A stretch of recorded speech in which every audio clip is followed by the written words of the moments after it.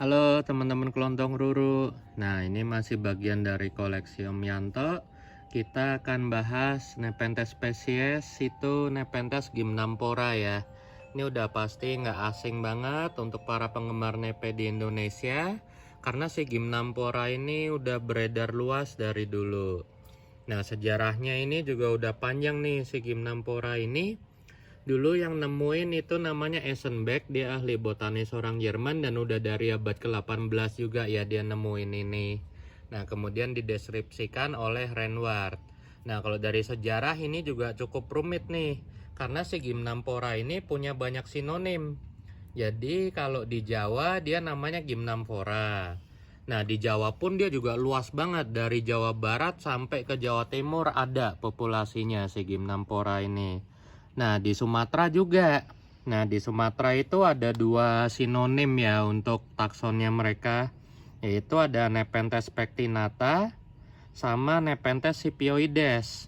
Nah, karena si pectinata sama scipioides ini hidup di Sumatera, jadi hybrid alamnya dengan Nepenthes Sumatera yang bagus-bagus juga banyak tuh, kayak bongso, spatulata, talangensis, dan lain-lainnya.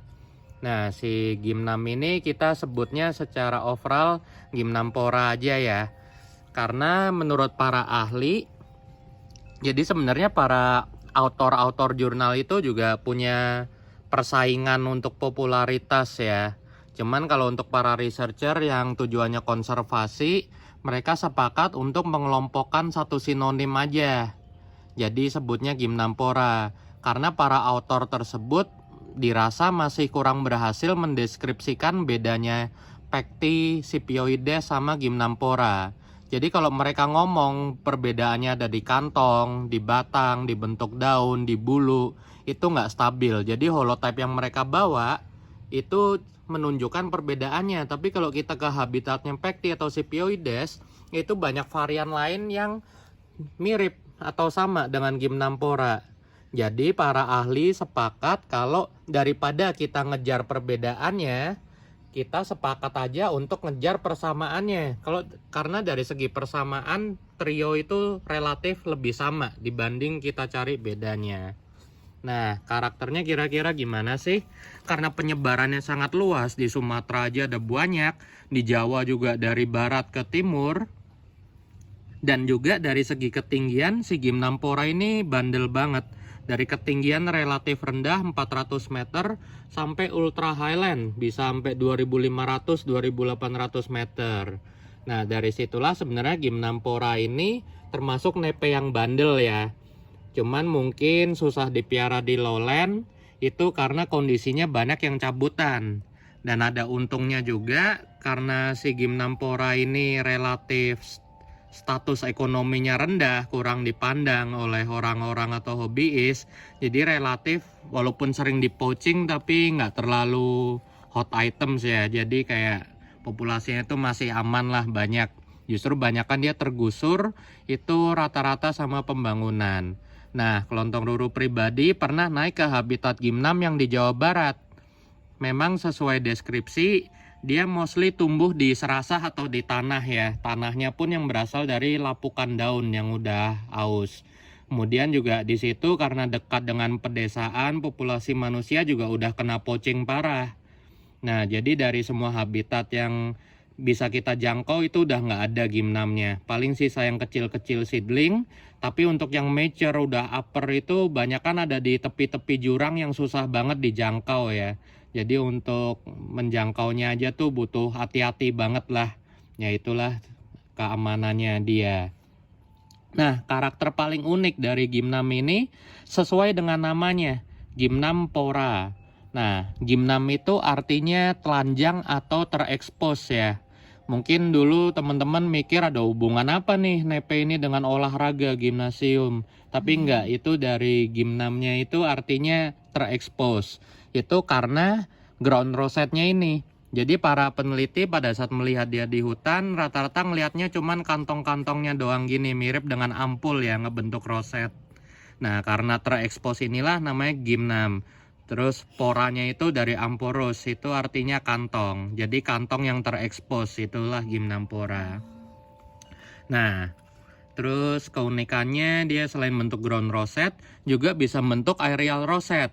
Nah, ground rosette-nya ini bisa kita picu caranya dengan contoh kayak yang dipunya Om Yanto sini.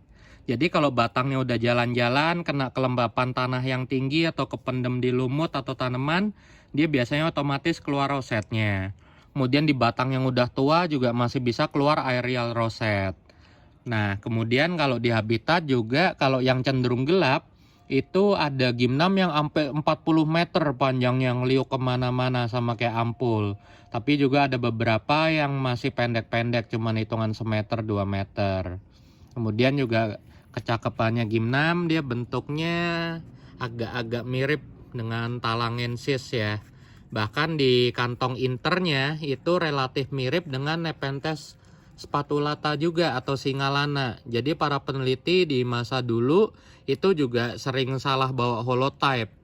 Dikira gymnampora atau pecti atau Scipioides, padahal itu ternyata singalana atau spatulata atau sebagainya.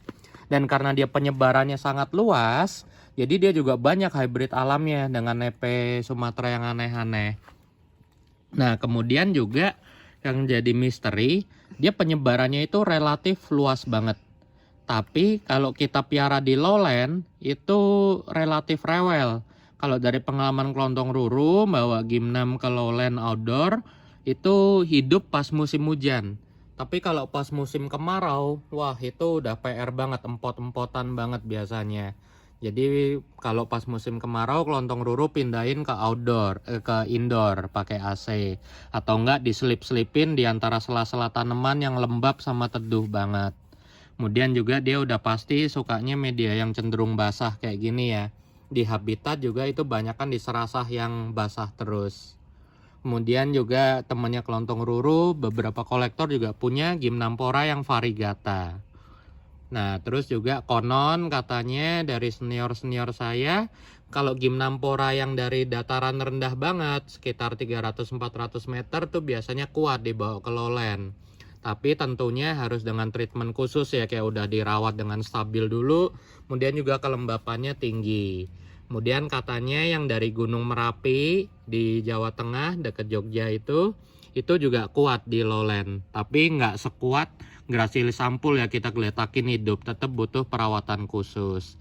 Jadi walaupun gimnam itu statusnya kurang mewah untuk para kolektor, tapi kelontong ruru berprinsip nepe-nepe yang nggak dianggap seperti itu kayak Renward atau Gracilis atau gimnam justru punya kelasnya tersendiri dan tantangan kita untuk menghasilkan display yang bagus kayak di sini. Gimnam yang ngeluarin roset banget. Kalau Renward itu seninya kita gedein kantongnya sampai hampir segede terungkata, itu ada di habitat. Kemudian untuk Gracilis juga itu grower bule malah ada yang berhasil bikin Gracilis keluar aerial rosetnya, cakep banget kayak ampul. Nah, itulah gymnampora. Semoga membantu teman-teman. Thank you.